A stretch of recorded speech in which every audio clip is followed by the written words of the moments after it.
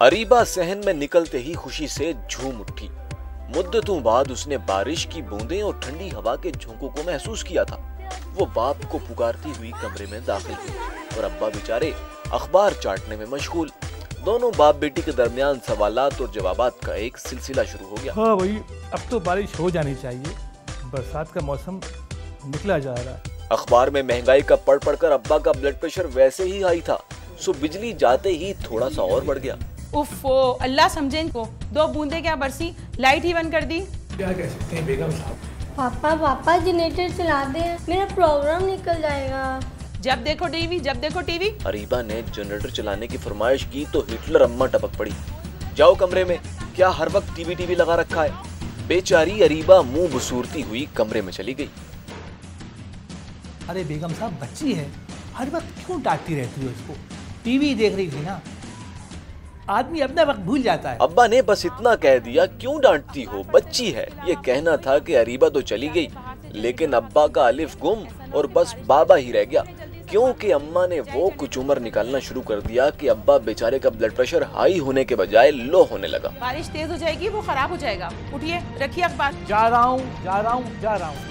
अरीबा की हिटलर अम्मा ने उसके अब्बा को हुक्म दिया कि जाओ जनरेटर अंदर ले आओ, और अब्बा बेचारे उठकर चल दिए जनरेटर लाने।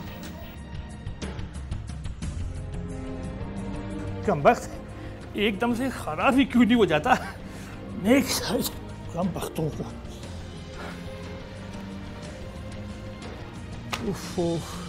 मैं तो पंखे जल के थक गया हूँ। बिजली गए बहुत वक्त हो चुका था, तकरीबन रात हो चुकी थी। अम्मा का मोराल भी कुछ डाउन हो चुका था। उसने मियाँ को कहा कि जनरेटर चलाओ। ओह बेगम, बारिश थम जाने दो, फिर बाहर जाके चला देंगे। नहीं, बारिश पता नहीं कब रुके, आप अंदर ही जनरेटर चलाएं। मुझे सुबह उठना भी है। जाइए, उठिए, चलिए। ये तो तुम्हारी बेजा की जिद है ना, ये मुझे बड़ा परेशान करती है। बस रहने दीजिए, सुबह उठ के काम करना है मुझे, आपने नहीं करना। उठिए, जाइए। अच्छा बाबा, जाता हूँ। और हाय रे बीवी, बेचारे बड़े मियाँ फिर उठे और जनरेटर चलाने लगे। पता नहीं लाइट कब आएगी।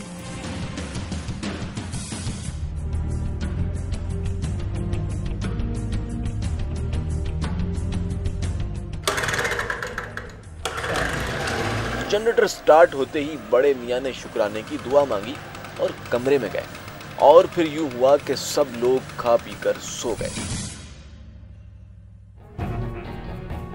अगली सुबह अब्दुल रहमान साहब अपने भाई से मिलने दरवाजे पर आ पहुंचे। मसला हो गया?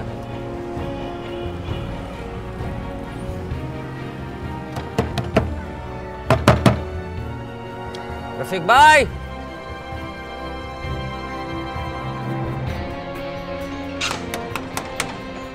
घंटियों पर घंटियां बजाईं, फोन किए पर कोई जवाब नहीं आया। बहुत टाइम हो गया। क्या मसला है? क्या किया जाए यार? खोलने की कोशिश करता हूँ मैं।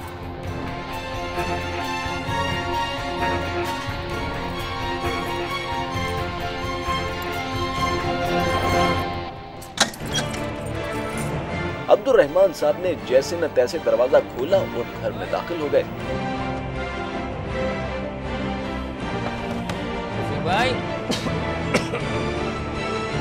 भाई,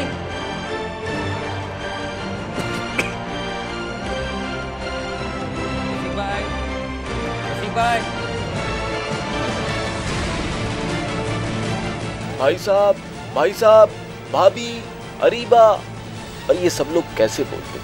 उनकी सांसें तो जनरेटर के धुएं ने हमेशा के लिए रोक दी थी। अरीबा,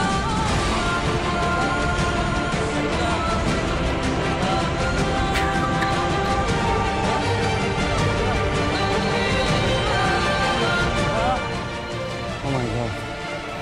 Oh.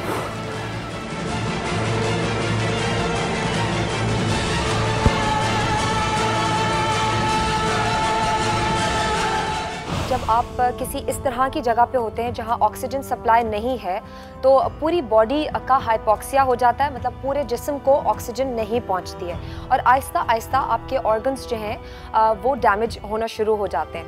सबसे पहले ब्रेन को डैमेज होता है। जब आपको ऑक्सीजन नहीं मिलती है तो दिमाग तक ऑक्सीजन नहीं जाती, और जब दिमाग तक ऑक्सीजन नहीं जाती तो सबसे पहले सर में दर्द होगा, कुछ थकन सी महसूस होगी, जिस्म में झटके भी आ सकते हैं, कन्वल्शंस हो सकते हैं और इसके बाद कोमा और डेथ हो सकती है।